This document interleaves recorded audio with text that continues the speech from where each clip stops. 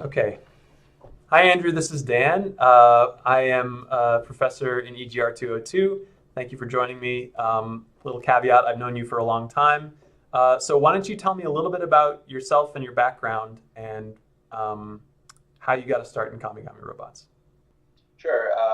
My name is Andrew Gillies. I'm a co-founder and COO of Kamigami Robots. And Kamigami Robots designs and builds connected toys for kids that are designed to inspire them to get involved in science and engineering, robotics, mathematics, programming, things like this. So our products right now are build-it-yourself robot kits that sort of come as different flat sheet components, and they fold and snap together into robots that they then can drive around from a smart device like a tablet or smartphone, and they can play games with each other. They can learn some basic principles of coding and generally have a blast getting involved in sort of the earliest stages of robotics. Okay. And what's your background? Where'd you come from? Sure. So it's a little bit of a varied background. Traditionally, I've trained as a mechanical engineer. So I did a PhD in mechanical engineering at UC Berkeley, and I worked in a robotics lab doing bio-inspired robotics and material system research in a few different areas. I was more on the material system design, but I worked with a lot of other folks designing robots similar to the ones that we develop at Kamigami Robots. Okay. And so how long ago did Kamigami start and who started it? Sure. So my co-founder Nick Kohut and I first started talking about doing something with the robots. This would have been sort of early 2013. We would sort of take the robots to these outreach events as part of the research lab, and we would just be exhibiting, sort of showing off what we were doing in the lab, sort of an academic sense. But we would have sort of kids and parents come up to us and say, "Oh, can we buy these things? Are they available for sale?" And we'd be like, "Well, no, it's a research project." But at some point along the way there, we thought, "Wow, there's so many people that are actually interested in this. It's sort of like a toy or educational tool. Maybe there's something there." So we started talking about forming the company, which we knew very little about what that process was like. We had no business training. We had no exposure to the startup world. I think I barely even knew what an entrepreneur was. This is when Kickstarter was like barely a thing. It was just coming on people's radar at that point in time. Um, so yeah, we sort of had the idea that maybe this could be a company, and sort of just started reaching out to folks and asking questions about like what that would look like. Okay. So how did you get your start money-wise then? What options were open to you at Berkeley or just kind of in the general public realm? Sure. So when we first decided that, yeah, we were going to actually give this a shot, there were sort of four of us involved in the early stages. There was Nick and I, and then another two folks, Paul Berkmeyer and Kevin Peterson. And the four of us sort of rallied around this idea and said, okay, well, we might need a little bit of money to get going. So each of us kicked in $1,000 to start, just to like have a little, we opened up a company bank account, and each put in $1,000 there. So that was sort of like our tiny little seed money. And from there, we sort of started researching. We thought there were a few different avenues. Sort of investing in venture funding was something that we had no familiarity with whatsoever. Like we didn't even know those existed as a concept. So we knew Kickstarter existed, so we thought that was a pretty good path forward for us. We knew that there were some government grants available for sort of startup companies. There's sort of NSF programs that can give small companies a sort of a little bit of money to get started. So we're looking into those. And then right around that time, Berkeley started a hardware startup incubator called the Foundry. Um, they had sort of just announced this program. They hadn't talked about any sort of real money at that point. It was mostly in-kind services, and I think they ended up settling in about $5,000 of in-kind services, which pretty much means that like they don't write you a check for $5,000. They just provide you with or somewhere around $5,000 budget that they'll spend on your behalf on tools, materials, that sort of thing. So we applied. I think there were about 30 or 40 teams that sort of applied to that first round, and we were one of the 5 teams that was selected as part of that first round. And that would have been sort of the winter and spring of 2013, and that was sort of our first like real big break. That it was like, okay, so someone else thinks this could be a real thing. Yeah. Someone else is willing to put at least a little bit of their money behind it. Cool. So that was sort of our first start there. So it sounds like a mix. So that was your start, and then you moved on to a couple other crowdfunding sources later. Yeah. So once we had that down, we sort of set our eyes on running a crowdfunding campaign, and again, like we had no background in business whatsoever. Like we were all just engineers. So we had the technical side covered pretty well, but in terms of how to structure a business plan, how to think about like what financials would be required, like all that, we just had no idea. So we pretty much saw a couple other Kickstarters that were raising around, a couple $100,000, $100,000. And we're like, okay, let's do that. That's like a lot of money. Let's set our goal towards that. And like literally for that first few months, the only thing we really were focused on was running a Kickstarter campaign, which we ended up doing. It took us like 4 or 5 months. So we had that $4,000 in the bank. We pretty much used that to prep for the crowdfunding campaign, getting a video filmed, getting some of the prototypes a little bit further along, getting some of the sort of like media and other assets around it. And then we ended up running that. We raised about $75,000 through the first crowdfunding campaign. And then that was like, okay, now we have actually money to do real things at that point. Okay. So that was like our first actual money coming into the company. Yeah. Was that first Kickstarter campaign. Let's go straight into the meat and potatoes of what we're going to talk about today. So why don't you tell me a little bit about your process? So obviously there are lots of different design and development approaches. So can you outline what references you used in terms of developing a product, how you learned how to move from being an engineer to being an entrepreneur? Sure. So one of the resources that we lean on a lot is the Lean Startup methodology that Steve Blank developed. And a huge focus there is on what they call the customer development process. I think there's probably a few different terms for this, but the main idea, and I think this is what's especially hard for engineers, is that you really have to get your ideas out of the building.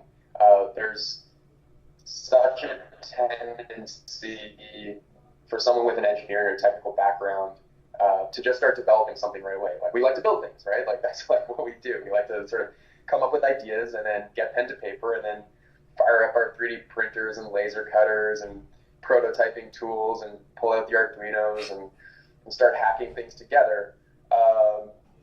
But the problem is that like we're building around an idea that exists only in our own heads, right? And the reality of product development is that you are creating something for someone elsewhere that almost always isn't just yourself. And as soon as you start developing something without having them in the loop, you're going to start to stray from something that's actually going to be useful for that customer. So Steve Blank in his Lean Startup methodology really stresses this point that like as early in the process as possible, you need to be you got to be out of the lab, out of the building. You have to pick up the phone. You have to hit the streets. You have to do whatever it is you have to do to get in front of those customers and hear what they have to say. And it's not, there's sort of a few different stages that we go through when we're either coming up with a new product idea or even just introducing a feature or improving a feature that we have.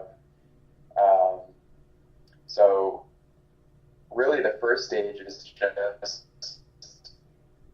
how well can you understand sort of the problem that you're trying to solve for that customer. And that first interview process for us was, it looked like first you have to figure out who that customer is, right? And for us, we did a lot of online research to see like who is mostly buying these sort of educational, STEM toys, STEM robot toys.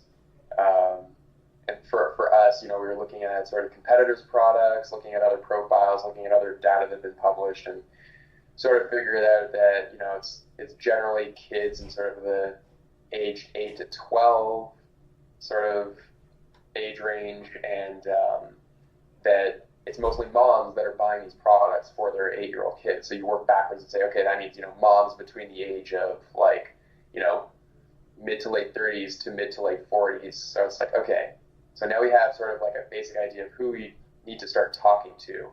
Yeah.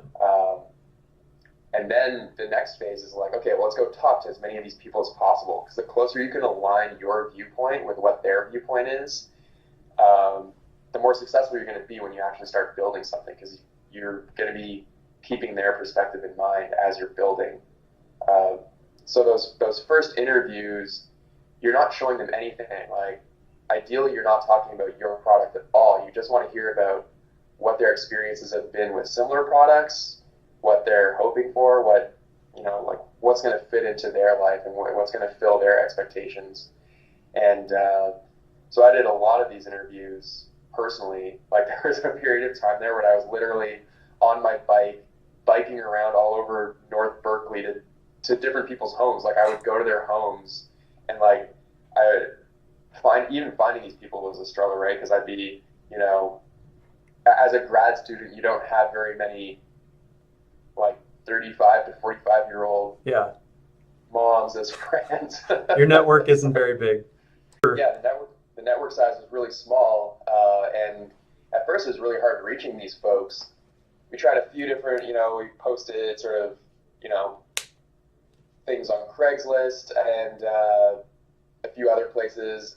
Eventually, where we worked our way into it, we found out that there's a lot of these like local sort of email lists for moms that they sort of share different information through. Yeah. And we kind of stumbled across that through one of our contacts. Right. And there's like these sort of almost like mom study group things, right, where they like email. They might have, some of these lists are pretty huge. Like, some of them have thousands of moms on it. Yeah. Some of them are pretty small, just dozens. There's actually one in our town. There's one Gilbert Moms, Mesa Moms, all these. Yeah, I know what you're talking about. Yep. So we didn't know that existed, but we kind of stumbled across that and then realized that once we had a handful of contacts, just like 2 or 3 contacts, we could use them to plug ourselves into those networks. And we offered a little bit of incentive. Like, at the beginning, I think we were offering like $20 or $30 as like an Amazon voucher in exchange for an in-person interview that would last probably an hour to an hour and a half or so. Okay. And then so then we actually had some pretty good momentum in terms of like contacts and networks. But there was a period of time there, probably, I want to say that period it lasted almost a couple months or so, where literally all I was doing was scheduling interviews, coordinating, collecting information, and riding my bike all over sort of East Bay, in the Bay Area here, doing these interviews. Yeah. And then like aggregating that data. What did you learn? Like, what were the key takeaways from all of that experience? Right. So with toys, it's a little bit tricky. I think that there's a lot of products like this where your user and your customer aren't necessarily the same person. Right. And you have to think about what the implications of that are in terms of what your messaging is going to be, and sometimes how you even design the product. For us, obviously, the parents are the ones that are going to be buying the product, but the kids are going to be using it, right? Right. So you have to think, like, first of all, like, who who are you sort of designing that messaging for, right? So if you're designing, there's a choice we had to make there that like, okay, well, is the messaging going to be geared towards the parents or the kids, right? Ultimately, you want the product to be like to have high engagement, to like be used a lot, to sort of to teach them something. Right. But there's sort of two different approaches there. So you talked to more parents, it sounds like, in the beginning. What were their needs? Right, right. So that was the other tricky thing is there's sort of because we're developing a toy, it's different than solving a specific problem, right? There's sort of like the people talk about it as oh shoot, what's it? It's like vitamin, like pills and vitamins, right? Like are you selling a vitamin that like help, or are you selling a cure to something? And for us, we were more in that sort of entertainment category. So we really had to figure out like, okay, well, how do we fit into the products that are already out there, and what do they like about what's already out there, and what do they don't like, and what sort of failed. So for us, what we started to realize is that a lot of these other products, sort of electronic products that parents had used, had a fairly closed play pattern. Like there wasn't, it was a very sort of scripted closed play pattern. There's no chance for sort of this open-ended creative play pattern is what we ended up sort of coining it. And that the toys that the parents thought were really successful, the ones that, the kids really engaged with, were ones that foster this more sort of open-ended creative play pattern. Right. So right from the beginning, we're like, okay, well, let's hone in on that and say like, okay, how can we design the product to foster that sort of open-ended play where it's not like a script. It's something right. That's structured in a way that the kids can build upon it. Okay. Which is what we ended up doing sort of on the software side within the app. Yeah. We kind of planted the seeds there. So all in all, how many people would you say you interviewed in that first section of your business? Yeah, so I'd say probably it ended up being around 30 to 40 interviews. Okay. Somewhere in that ballpark. I think that I did a lot of research around how many people should you interview, like how many, and that, again, this was people that we interviewed without showing them a prototype. Yeah. Right? Like we're just, like, I can't stress this enough. It's more about listening than trying to sell them something, right? Like because if you think about it, like if you're a founder of a company and you have like your first little prototype and you take this to a customer and be like, oh, look at this thing I built, they're not gonna smash it in front of you. They want you to succeed. They want you to succeed. Like people are gonna look for the parts that they like, and they're not gonna tell you the parts that they don't like. Yeah. Like you're gonna get sort of it's a false positive, right? They're just gonna validate something. You need to be a little sneakier than that, right? You want to try to invalidate, right? To see like, is this like, you want to sort of ask them the questions to lead them to the point where they're either saying that, yeah, something like that would be useful, or no, I would never use something like that. Right. Like ideally you get to the point where and you have to keep refining your questions too, right? Because you're going to get yourself into like weird little places where the questions will either like diverge and you start getting like answers kind of all over the map, which means that you're probably not focused enough, or your customers, you're interviewing folks that are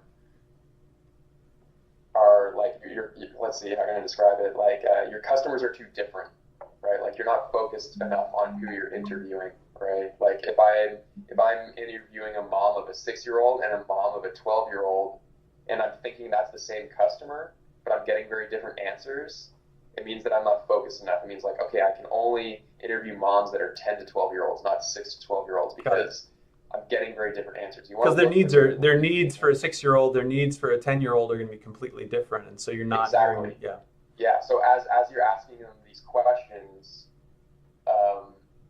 you need to sort of be looking for those repeating patterns, and when you start, you know you're doing well when you start to do several interviews in a row, and you're getting to the point where you can almost predict what they're going to say, right? And then what they're saying there, like as what they're expressing as their need, it becomes your sales pitch, right? Like what you do is you take, like you can hear what that expression is, like, oh, actually, now that you mention it, blah blah blah would be, like this is an issue with these other things, like this is an issue with this toy, or that was why that toy was so successful, and like this is why I bought it, right? Whatever that line is there becomes sort of your main message. Like you take, so the best marketing messages are ones that are taken from the customers, right? Like, and we will still do this to this day. Like we'll get customer feedback, we'll get testimonials, so, through email or whatever, and it's people describing why they love the robot and like why it resonates with them. That becomes our marketing message. That becomes like sort of the lighthouse that we steer towards. Right. So that's what that process looks like. Cool. So what are, just maybe quickly, what other ways did you learn about user needs other than by talking to people? Were there other sources? Yeah, absolutely. So I really like this trick a lot. It's pretty effective, at least for consumer-facing products, is find out who your competitors are, like look for sort of what the closest analog product to yours on the market is, and go to Amazon and start reading reviews that people are leaving there, right? That's like immediate feedback that you can get to figure out, like, okay, here's a similar product. What are the issues that people having? What do they like about it? What do they don't like? What did that company fail at doing? Is it like, oh, this is a great product, but the batteries die way too soon and I can't use it, or the Bluetooth connection is flaky. Like, look for those repeating patterns, and now you know like what the sore points are, or what the successes are, right? Like, oh, I love that, if you read like 12.5 comments about how awesome it is that the like eyes can change color with a certain, like you can change the pattern of the eye blinking or something like that. Well, it's like, okay, well, that's a specific example, but it's like, that's probably a pretty important feature to your customers. You probably want to think about including that. So it sounds like Amazon was one source. Any other sources? Did you, maybe not just user interviews, but other types of venues where you could get user interviews or absolutely. User feedback? So events were another huge one for us, right? So now you're talking about having a prototype, having something that kids can play with and that parents can see their kids playing with, see how they react. So now you're really opening up a lot of other possibilities, right? So we have done tons of events all over the place, large and small. Like there's a period of time where there was no middle school science fair too small for us to take the robots to and get it in front of like 30 or 40 people. And now you can start getting your product in front of a ton of people. Right. Of course, for us, Maker Faire was sort of like the marquee event of the year. San Mateo Maker Faire in the Bay Area here is it's well over 100. I think it was well over 100,000 people show up every year. I think it's something like 150,000 people, and we'll have a booth there, and we'll probably interact over the 3-day event. We'll probably interact with like literally over 2,000 folks will come through our booth, and we'll see them playing with the product, and we'll hear all the questions. And we'll be lobbing questions at them as well. So, but this sounds like it's also when you have a product, now you maybe expand your user testing to different venues. So maybe this wouldn't have been useful earlier, or you just weren't thinking about it, or not in that zone. I think it depends on the scale of the event. I think at some point when you have a good idea of what your prototype should look like. Obviously, you want to keep that sort of customer in the loop the entire time. So at some point, your sort of one-on-one interviews can transition into sort of showing prototypes and having people interact with things. We also ran focus groups as well. So we had, these are a little harder to organize, but pretty high value, where you have folks in, and it could just be like, a few kids or even just like a couple kids come in and sort of try to evaluate the product and see how they interact with it. Um, one one aspect of our product that we tested repeatedly for many months, that was probably one of the biggest challenges for us, is how the kit was actually built. Because it's sort of a do-it-yourself robot and it's for kids, we wanted to make sure that this thing is actually buildable, that the kids can actually build it themselves. And we almost got burned really bad by this because we sort of had this notion of what would be easy to build. But again, we stayed like, this is a big mistake we made is that we stayed in the building way too long designing the robot before ever testing this. And man, I'll never forget, we did this this event at the museum, at the Children's Creativity Museum in downtown San Francisco, and they invited us over to do this Sunday afternoon build session. Come build robots with Kamigami robots, right? So this is to the public. This is an event. They pay for admission to the museum, and now they're doing this free build a robot seminar. Wow. It was the first time we ever had kids coming to try to build the robot, and there's probably, I'd say probably a dozen or a dozen and a half parents with their kids that showed up to this build a robot seminar, and right from the starting bell, we knew it was going to be a crazy disaster. Nobody could build a robot at all. It was a nightmare. There was kids crying. There's literally parents yelling at us about what is this, because they don't know that they're all of a sudden victims to your testing scheme, right? They just think they're having some fun Sunday afternoon, and the next thing you know, it's mayhem and none of the robots came even close to getting built. And there's actually 2 sessions that day, and so there's a morning session and the afternoon session. And after the morning session, we were just I remember Nick and I were sitting there just having lunch waiting for the second session to start, just being should we just shut down the whole company? Is it over? We're so far from anything that's this is, how did we think, what were we thinking that an 8-year-old would be able to do? We were so far away from anything that they could build. It was embarrassing.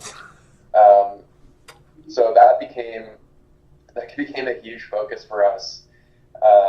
Was okay, we have to completely rethink how this thing can be assembled by an 8-year-old. Yeah. So we got really aggressive about it.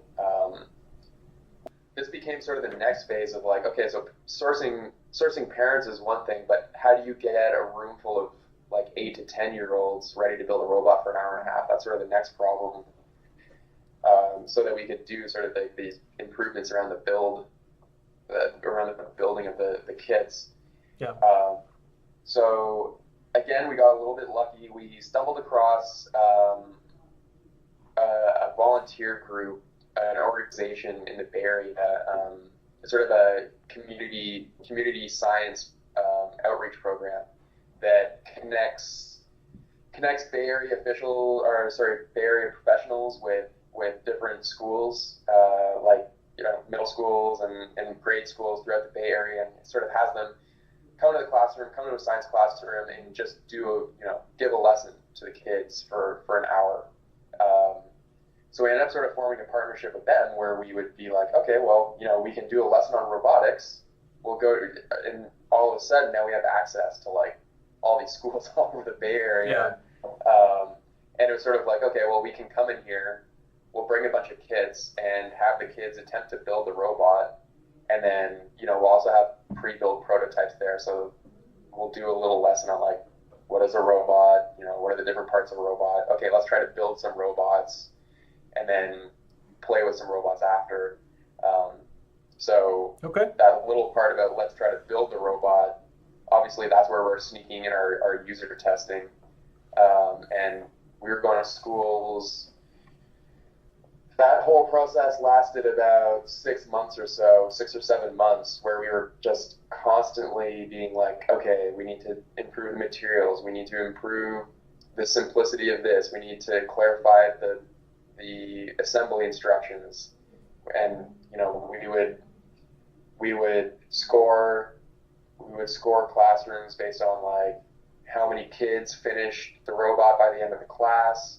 We would have a little questionnaire for the kids filling, they would fill out like how much did they enjoy it, how difficult did they think it was, and sort of build this aggregate score. And then we would of course have our own sort of qualitative observations around what steps in the build process were kids having the most trouble with, hone in on those, redesign those components. Right. And we would just do this over and over again. And from that first visit to the Children's Creativity Museum, and probably, I guess it was maybe closer to 7 or 8 months later, we could pretty confidently walk into a classroom, like a grade 4, grade 5 classroom, and know that like by the end of an hour-long class, 80% of the kids would be able to build the robot perfectly without any real input from us. So that second time around, when you really focused on the kids, you said you had only really talked to, 30 or so in terms of the interviews beforehand. How many did you kind of expand to in the second round of users testing? I think in terms of the number of kids that we had interact with the product or build the product, it was well over a couple hundred kids. Okay. By the time we were all done with it. So maybe we can move on really briefly, because I know you have to move on soon, to talking about benchmarking and generating your specs. Now, Dash was already a product. Dash was the name of the device before it turned into Kamigami. So how did you determine, first of all, what your competitors were and what your device needed to be able to do? Like, what were the metrics you needed to evaluate yourself against? Right. So one of the big metrics in toys is sort of cost of goods and like retail price. So alongside the testing we were doing with kids, we were also, continued to collect data around parents and try to figure out sort of like the price sensitivity to certain products. And this is something that we continue to do this day. But we knew that there were certain prices, like retail prices, that we knew if we get hit, there would be like a huge change in sort of the market that we could address.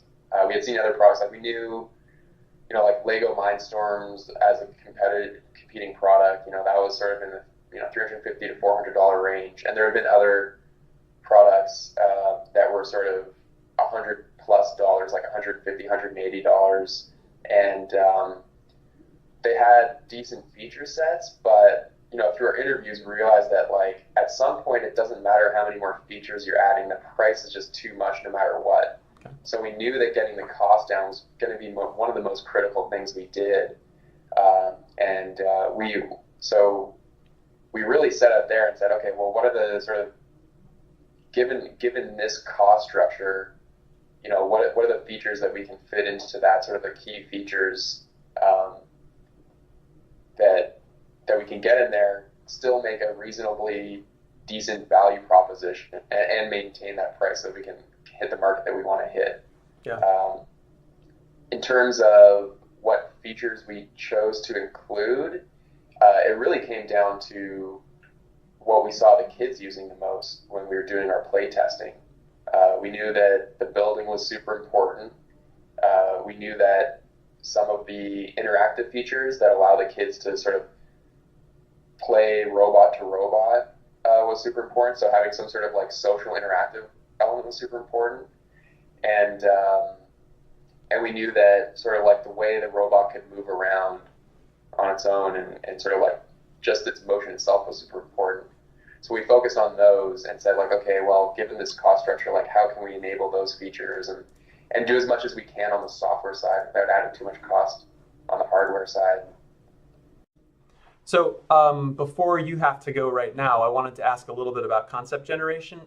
So Dash was already a thing. So you were basically, you had this device, and then you had all of this feedback that you were getting, before you started creating a product, but you had to kind of somehow bring those two together. How did you what types of concepts did you generate in terms of solving the problems of making it more buildable, converting this device that was, a laboratory thing to something that kids can play with? How did you iterate, create concepts, test them, validate them? But really on the concept generation side. Yeah, I mean, this is sort of that tricky creative process, right? Like, I don't think you're talking about like bringing in new ideas, brainstorming, doing research on competitors' products, trying to listen to what the parents are saying. So I don't know if there's really a too specific sort of path to follow on this. It's mostly, there's sort of a light bulb moment where it's like, okay, this idea is, could be really successful. Going back to something I was mentioning earlier, we knew from the parents that that fostering some sort of creative, open-ended play is important. And one of the things that we sort of identified when we were watching kids play with the robot is that when there was more than one kid playing with a couple of robots, they would very quickly start to have this sort of social interaction where they would like generate their own sort of games, right? Like they would be coming up with their own sort of games and rules, and that we thought was like, okay, well, that's pretty interesting concept for an open-ended play pattern, is like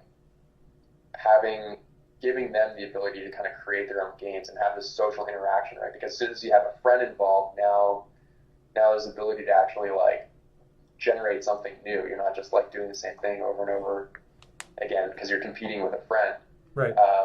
So we knew that having the ability for the robots to interact in some way was going to enable that. So then it just became sort of a search for like what is the best way that we can have the robots sort of interact with each other that's going to allow them to kind of play different games. It's going to allow the kids to create different games with them. And we went through a few different concepts, like should the robots like detect when they bump into each other? Should there be like some sort of like contact sensor on there? We played around with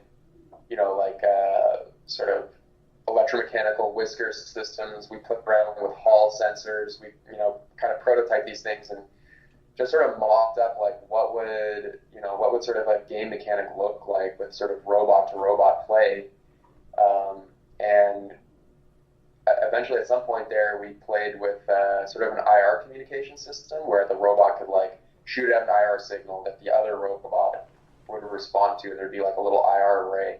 Yeah. And we just hacked up on the existing robot this little IR array and just coded up like a simple game. And it was like late one night. I brought the prototype over to Nick's kitchen, and we played this very first game of like essentially robot laser tag, like on his kitchen floor, and it was really fun. Like it was like super hacky. It like just barely worked, but there was that like kernel in there that was like, okay, well that's actually something that's. Are you there, Dan? Yeah. I'm here. I can hear you. You broke up a little bit, but we can keep going. Okay. Sorry, maybe to wrap it up, it sounds like creating concepts about how kids interact with the robot was just as important as the actual physical platform that they build and put together, and creating the maybe modifying the structure of the robot so that it was easier. But all in all, how many prototypes did you make from the beginning of the process to the end? We have a big bin in the back with all the different, we call it the robot graveyard. There's easily over 100 different prototypes in that robot graveyard. Are we talking as a reminder of like how quickly we went through different prototypes, but like I would say multiple hundreds. Right. And are we talking about prototypes that like full prototypes or partial prototypes? Like how did you prototype? Like what was your process of prototyping and using that prototype to understand something? Right. It's everywhere in between. Like we would go to a full prototype once we think a subsystem, was worthy of moving to the next stage. But for sure, we were prototyping just the transmission, just the building portion, sort of like the kit portion, just the IR system, and then when each of these sort of seemed like they're functional on their own, then we would build a full prototype. Yeah. And then there's sort of the aesthetic part too, right? Like there's sort of the inner workings of the robot. There's the we sort of go with this like the works like prototype and then the looks like prototype. Yeah. Right. So we have something that meets all the functionality, and this goes for the software as well, right? Like there's the functionality. So we played with different prototypes for how you would drive the robot. Was the iPad going to be like tilt drive? Was it going to be sort of like tank tread? Was it going to be a joystick? And we had like really quick and dirty prototype with a not very pretty UI, but we would give it to kids and have them try these different driving control systems and see which one they found most intuitive. It's true on the software and the hardware side. And you sort of, once you have the subcomponent that you think is pretty successful, that gets sort of incorporated into the whole. So I think that's probably all we have time for now. I hope maybe we can pick it up in the future. So thank you, Andrew, for stopping by and helping us out, learn a little bit about what a real company is like when you're going from a engineering project to a product that you're trying to sell. I really appreciate your time. And hopefully we can do this again. Great. Yeah, thanks so much. Thank you very much.